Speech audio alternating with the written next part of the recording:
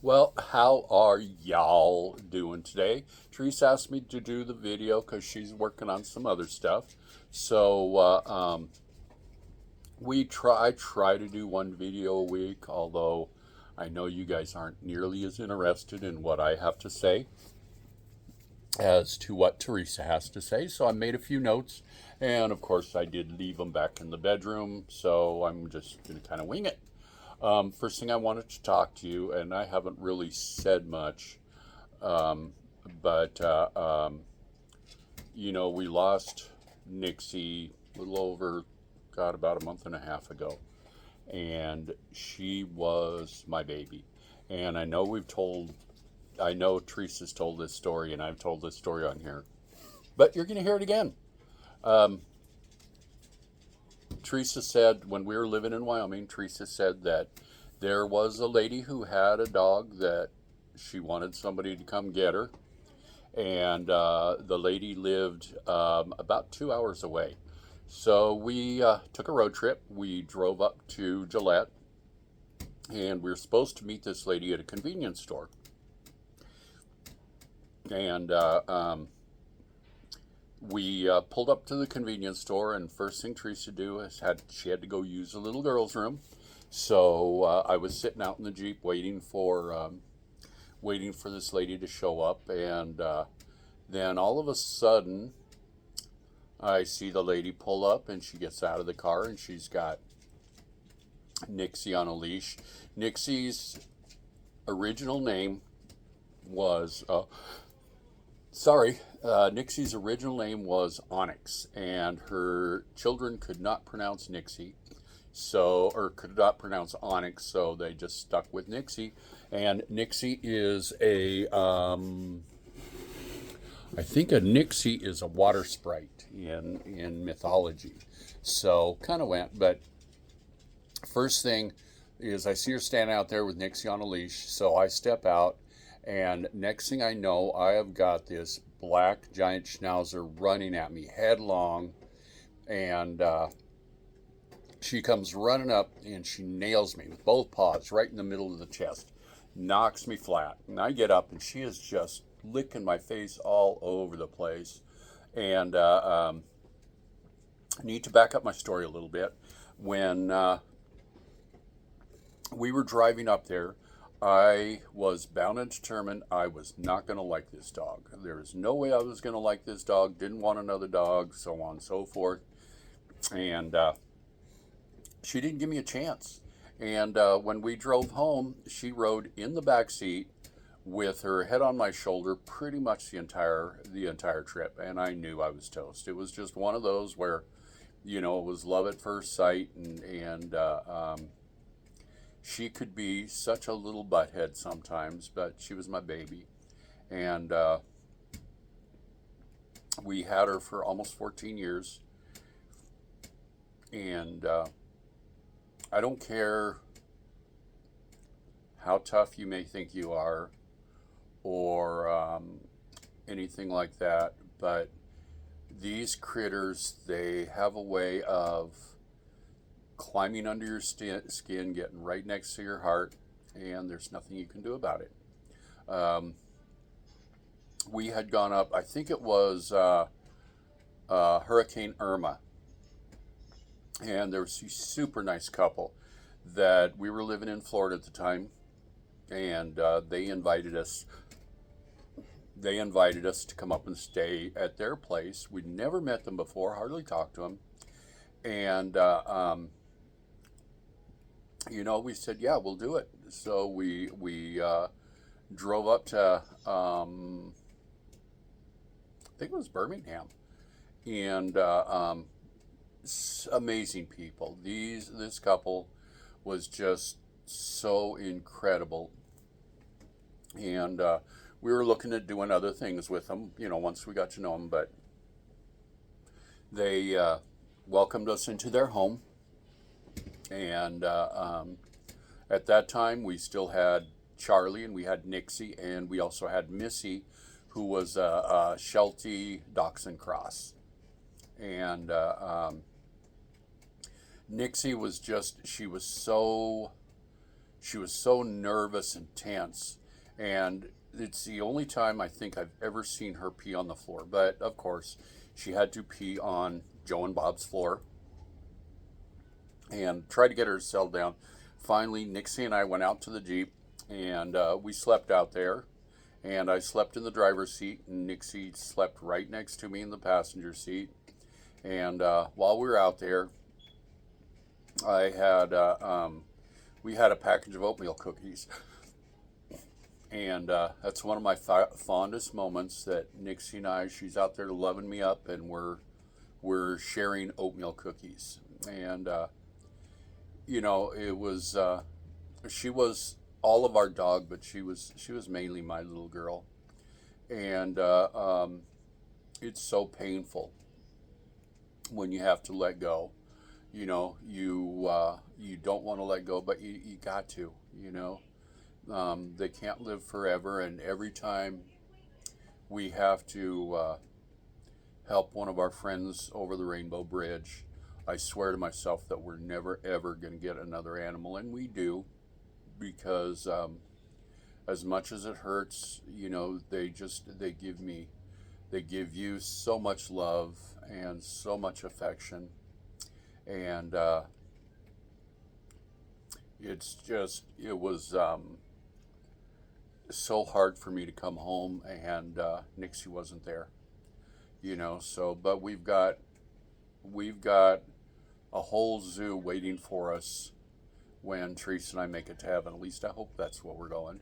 So I've been trying not to think about it a whole lot, and but one of the things cool is with Jujubee is she's got habits. Sorry guys, try not to yawn in your face, but Jujubee's got habits where you know, we see something that she does, and it's like, Nixie used to do that, or Jelly Bean used to do that, or Charlie, you know, and it's really cool because she has so many attributes of all of the other, right, Jujubee? Of all the other critters that we've had over the years. And she's settling down. She still likes to chew on me a little bit more, but she's right down here. She's got her head underneath the TV tray, and she's just thinking that I need to pet her right now since I'm not doing much of anything. So, you know, it's so hard letting go of them, but you know, they're just they're absolutely amazing. So, you know, that's been an ordeal. And then about 3 weeks after I had to take her in, Teresa said that she would go with me if I really wanted, but you know, as much of a tough guy as Teresa wants to let on, she has got such a gentle soul, and I didn't want her to have to see that. I just wanted her to remember Nixie at Nixie's best. So I filled out the paperwork, paid for the bill and everything, and they were supposed to call us like a week after we went in, because I had requested that we get a Nixie's paw print, because we've got one of Jelly Bean and we've got one of Charlie, and I just wanted Nixie because, you know, the three of them were together for almost 3 years, and then about 3 weeks later we hadn't heard from the vet, so I called them up, and they said that I didn't want the paw print, that they didn't have it, and they checked into it, and they saw on the receipt where I had requested the paw print. And then, what are you doing? I know, what are you doing? Okay, here's the little girl, right, Jujubee? I know, you're a pretty girl, huh? But they said that we didn't pay for the paw print, and I asked 3 or 4 times that, and they said nope. And they said in one place that they had it where we wanted it, and another place that we didn't. So I was a little upset, and I kind of ripped into her. I knew it wasn't her fault, but I've worked with the public long enough, and I know that when you're the point of contact between the company and the general public, that you're going to take a lot of stuff from people that they're not attacking you directly, but it's kind of hard to forget that. But I'm not sure what we're going to do for a vet now. I told them we're going to be looking for a new vet, but it really upsets me because the only thing we have of Nixie is we've got her collar and we've got a lock of her hair that Teresa cut off. But I really, really wanted that footprint, and I should just be grateful for what I got. I still got another little dog right down here. She's looking up at me. So, other than that, we have been just trying to live our best life around here. One of the things that we are finding a lot of problems. No. One of the things we're finding a lot of problems with here is, and I don't know if it's the way our society's going or what's happening, but it is getting to a point where it's so difficult to meet people. And it seems like a lot of people aren't, they're so involved with the internet, chat rooms, whatever, people they know on Facebook or YouTube, that they really don't seem to want to make any effort to meet up with anybody new. So it's really, really tough making some friends. Teresa's made a couple noises about thinking about joining a church, and the church she went to growing up, she doesn't want to get back involved with that particular church, and the church I went to, I'm not real thrilled about getting involved with that particular church.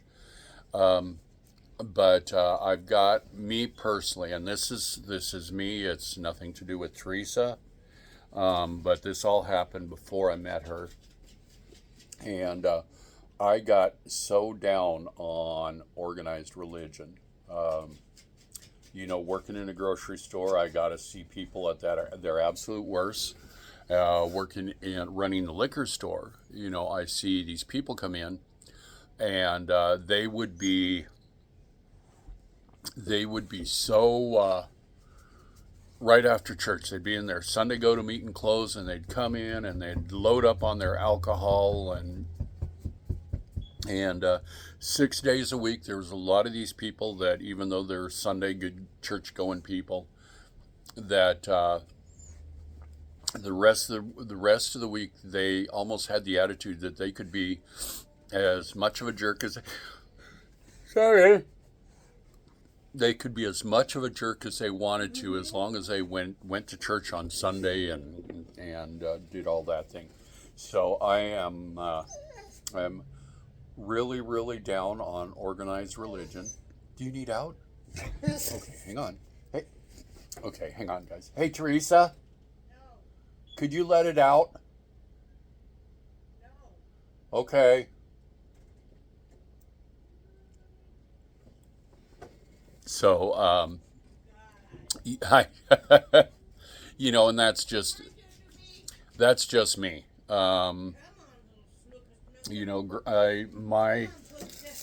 My association with my association with organized religion, it's hasn't been real good, and I do not believe that you have to go to church to be saved. I think it's how you live your life all the time, and not just the 2 hours Sunday morning when you go to church. So I do. I have a lot of problems with organized religions. I saw a lot of people that, I found out that they're a pastor of this church or a pastor of that, and the way I see them, the way I would see them act out in public the rest of the week, I thought, you guys aren't learning anything when you go to church. So, that's something that we're going to keep open. One of the nice things is, Teresa's pointed out to me, is that a lot of these churches, you don't have to go there to find out what they're about. So many of these televised, so many of these people, so many of these churches televise. And so you can watch a church service and then you can kind of look at that and decide, well, we might look into it more, so on and so forth. But we haven't quite decided yet. We're still kind of hoping we can pick up more people or more friends. Any kind of friends would be nice. So there was something else that I was going to talk about. Oh, um,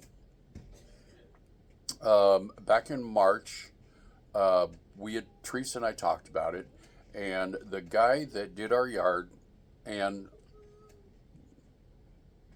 this is about typical, for what they charge around here, but Diesel was charging us $40 to trim and mow our front and backyard. And when you do that twice a week, I mean, $80 a month just, it's when you're on a fixed income, it's very, very tough, especially with inflation. And so this is the first time I've ever hired somebody to mow our yard. I didn't like it because I've always mowed yards ever since I was about 10 years old. And so we went ahead and bought this Sun Joe brand electric lawnmower. And for our situation, an electric lawnmower works out a lot better for us than a gas mower because we don't have any place we can really keep a gas mower outside. I am not wanting to spend the money for a shed because we can put a shed up here, but the only ones we can buy one of the high dollar wooden sheds, but I just I can't justify spending that much. I can't justify spending $3,000 to $4,000 for a shed, and then when we move, we could take it with us, but they're going to charge us a minimum $300 to move this shed. So for $300, I can buy a metal shed and leave it, and so we're not sure what we want to do. I don't want to stay here any longer than we have to. This isn't what we wanted. So, we're either going to move out to the coast, maybe out to the Outer Banks somewhere closer toward Kitty Hawk, or we'd really like to move back down to Florida because even though it was a lot hotter and a lot more bugs, it seemed like the people were a lot nicer, and there was a lot more opportunity for us to make friends down there, and we really really like the town of Panacea. So hopefully we'll be able to move back there one of these days, but we're going to make the absolute best of it where we're at. Other than that, the weather's been really warm. It's supposed to get up into the mid to upper 90s this next week, which we're not looking forward to. Sorry, guys. I really apologize for that. But yeah, we're not looking for that high of temperatures. But, whatever, we're just going to make the best of wherever we live. So can't think of anything else I really, really have to say. So we hope that you guys have an incredible week. We hope that someone does something nice for you, and hope that you do something nice for us, or nice for them. Sorry, and please be kind. There's enough people out there being mean, and we don't need to add anything more. So we will talk to you at a later date. We love you. Like and subscribe, all of that other stuff. And we will talk to you later. Bye, guys.